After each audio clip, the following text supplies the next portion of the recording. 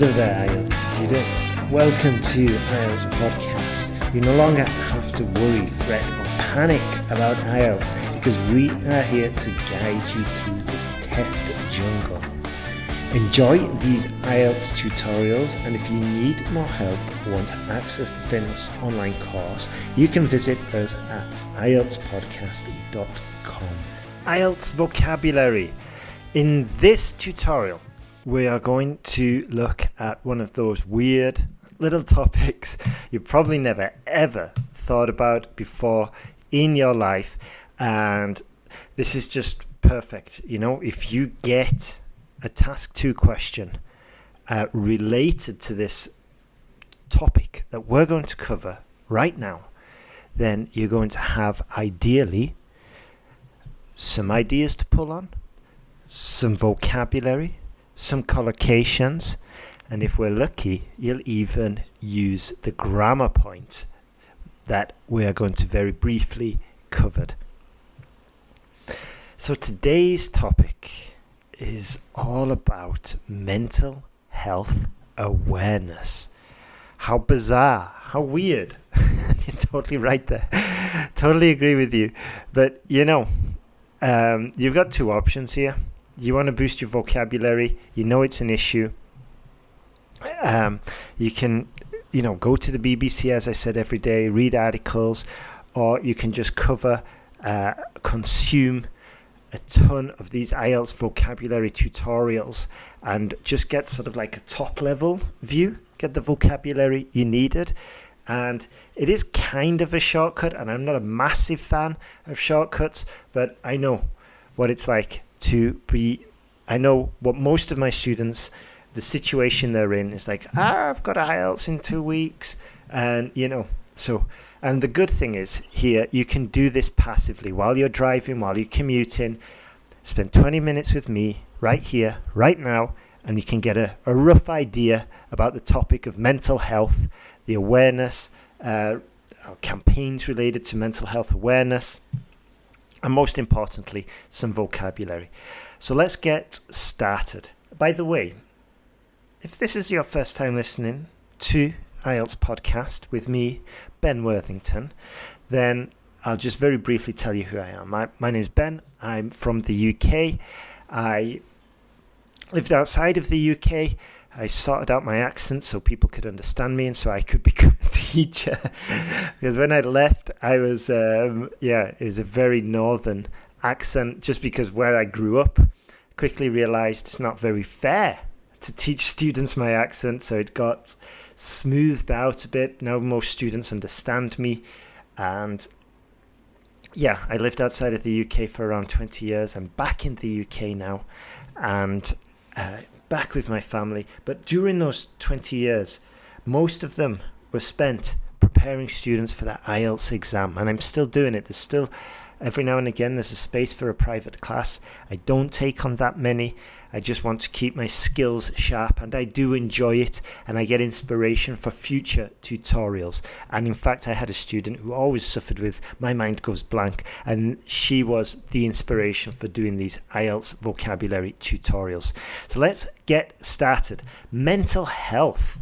So mental health is pretty much a critical aspect of your overall well-being.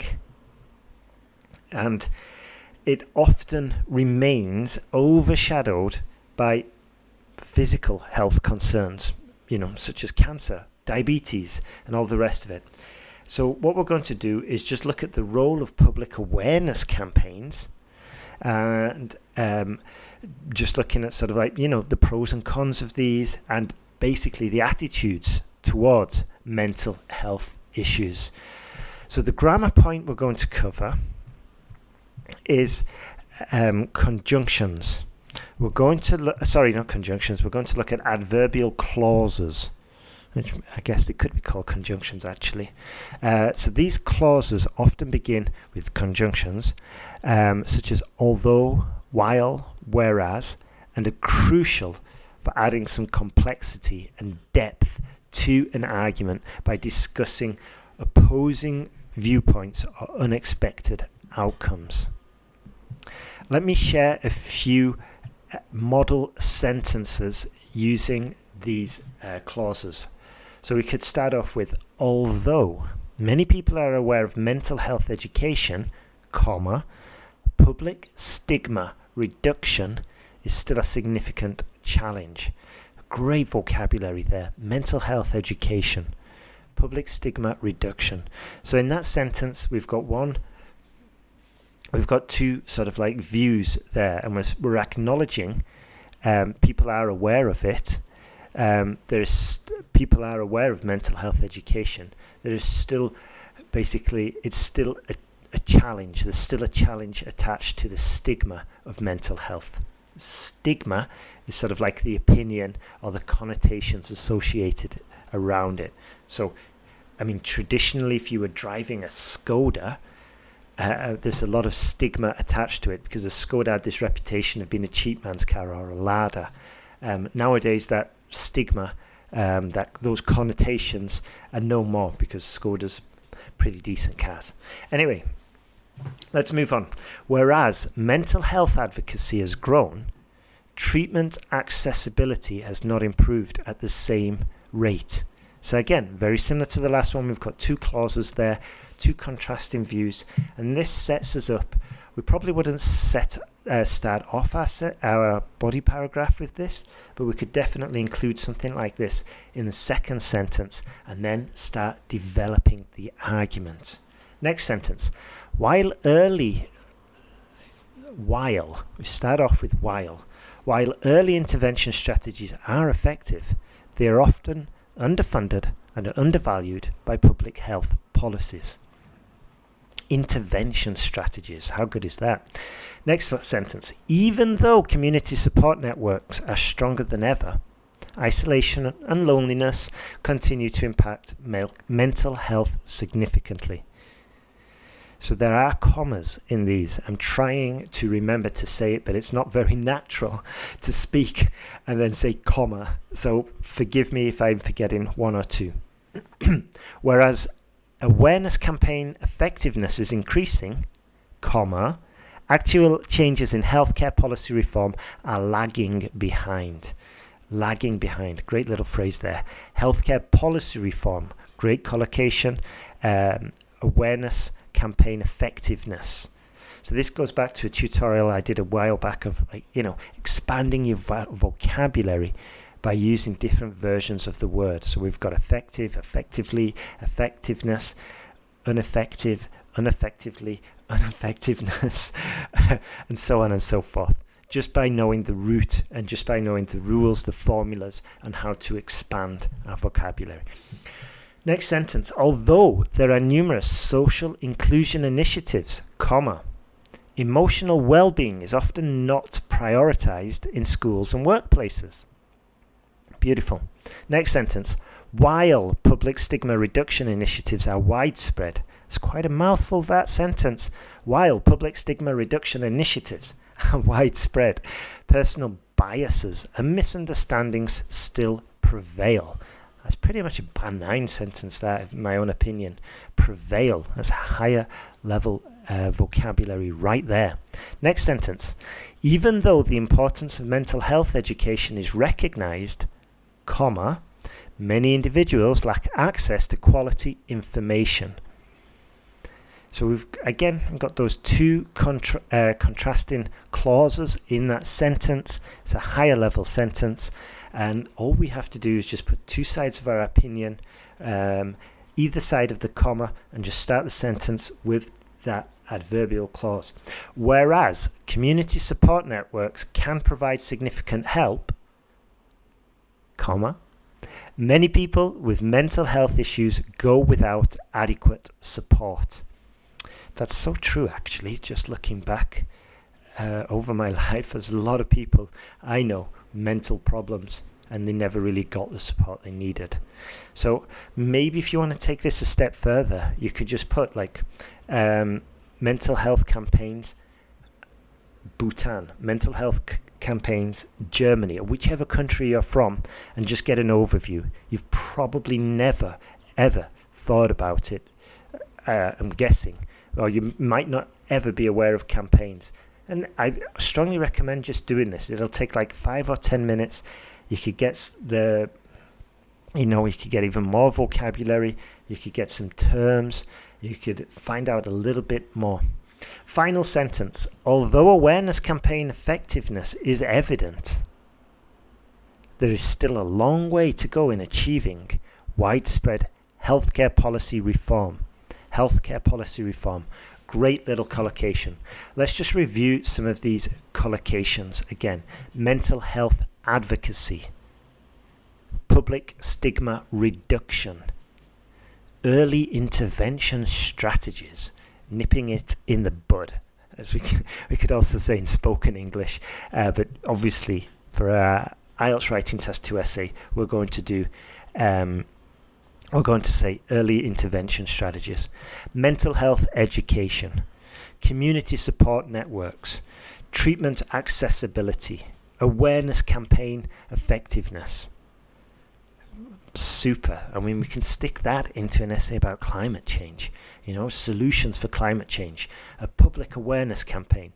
However, public awareness campaign effectiveness has to be paramount in order to achieve success, and so on and so forth. Healthcare policy reform. Again, very versatile. We could say climate change policy reform.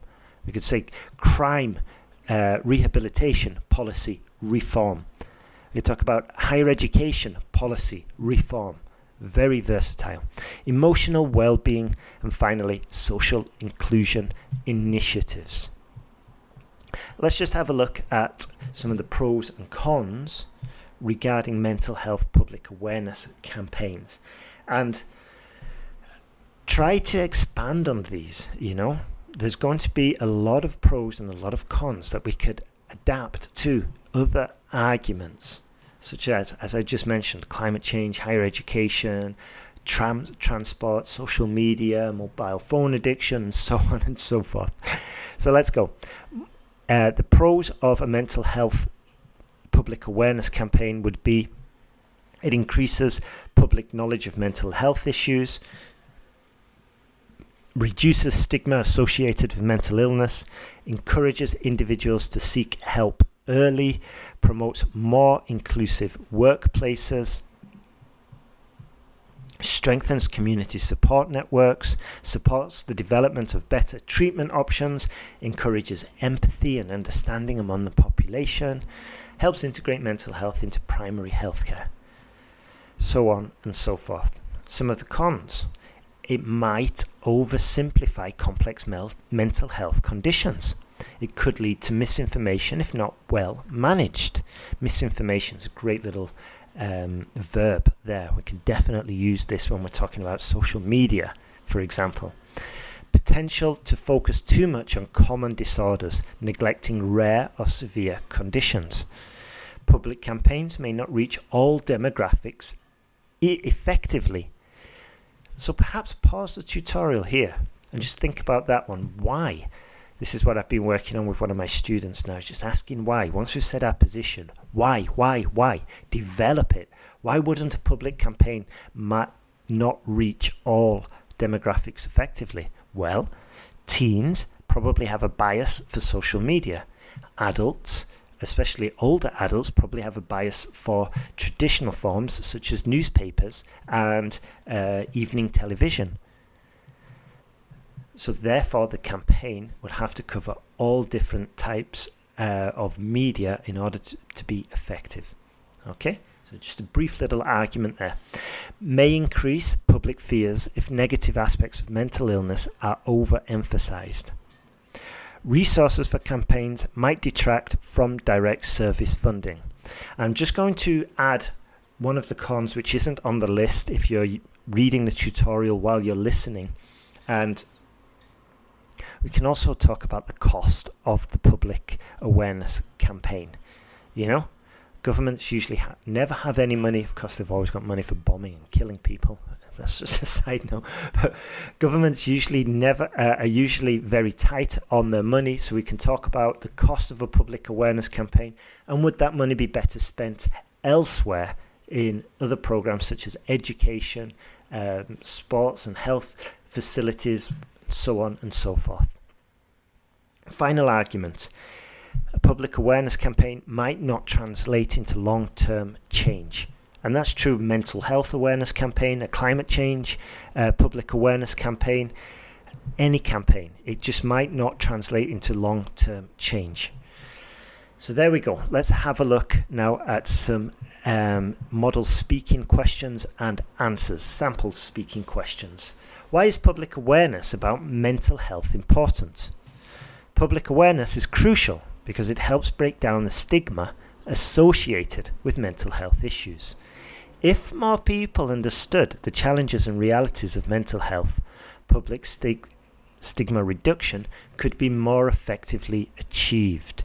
A great little sentence there. We're using the conditional structure, and once you get a hang of these structures, they're quite easy to use, especially for the speaking, and later we need to use, refine it a little bit for the speaking, for the writing, to make sure that we're including it the right point.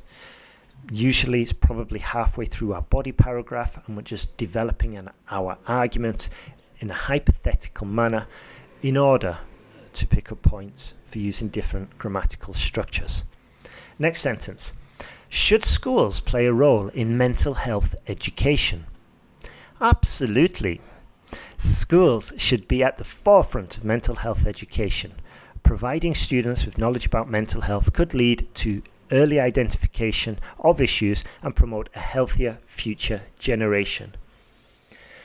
Now, when you get a question in the speaking which starts with should, and you're probably more likely to get it in the middle of a part 3 speaking exam, in the part 3 section, it's not a bad idea to start with absolutely. It shows some conviction. You can add some intonation there, pick up points, and you can jump in with both feet, especially if you agree with it. Absolutely, definitely, without a shadow of a doubt, schools should be at the forefront of mental health education. And I've got a whole tutorial about this, about speaking with emphatic structures. What are the most effective public awareness strategies for mental health? Wow, this is a typical one for my mind goes blank. Okay. What are the most effective public awareness strategies? Let me just try and answer this without my notes. Let me put myself in your situation, in your shoes for 2 minutes. What are the most... I've even had the luxury of thinking about it. So I'm going to just go back on my own IELTS education here. I'm going to say, I guess the most effective public awareness strategies for mental health could be a TV campaign which covers a broad audience, and I guess different media channels such as social media, billboard advertising. But I guess the real question would be the question of effectiveness, and for that I guess we just need measurement and control. There we go. I used a little technique there that I've shared in previous tutorials, which buys yourself a few more seconds. You start off with the question. You rephrase the question from a question form to affirmative, and you say, well, I guess the most effective public awareness strategies for mental health would be, okay? And if you need even more time, you can use it more fillers. Like, well, to be honest, never really thought about this before. It's a difficult question, I guess, and then give yourself a few more seconds, and hopefully by that time your subconscious has kicked in and you're going to give an amazing answer. And again, when you're working with me privately, we just drill this. We get this automatic. And then eventually, as I've said in numerous other tutorials, at first it will be robotic. At first you're going to sound like an irritating parrot with no brain of your own. But doing this enough times, it starts becoming natural. You don't sound robotic. You start to learn how to modify parts of the answers with I guess, or I guess, in this case, the most effective public awareness strategies for mental health. We could say, I guess the most productive or effective public awareness campaigns or strategies. Just add some more vocabulary in there so you sound like a human being. All right, final question. How have perceptions of mental health changed in recent years? I guess perceptions and opinions of mental health have changed over the years in the way that when I was younger, it was never really anything that was spoken about or even mentioned. However, as I've gotten older, I start seeing more campaigns, and I think attitudes are slowly changing and possibly even becoming more accepting of mental health and the challenges associated with it. So again, there we just rephrase the question. It gets us off to a good start. It gives us time to just think about the question, digest it, and come up with a coherent answer. The other advantage of listening intently to the question is that you're going to answer the question that has been asked. You're going to start off on the right track, and you're not going to answer the question what you thought was asked. You are far more likely to answer the exact question that has been asked. And there we go. I'm going to wrap it up now. I'm wishing you all the best with your IELTS exam. These tutorials are free.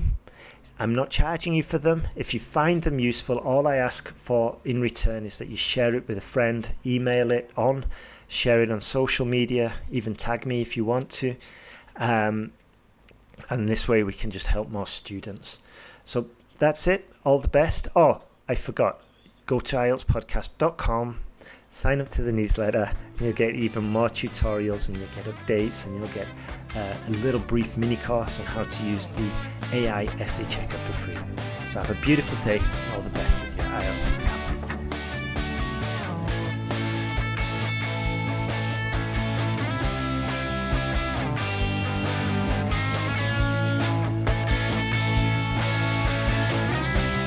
Thanks for listening to IELTSPodcast.com.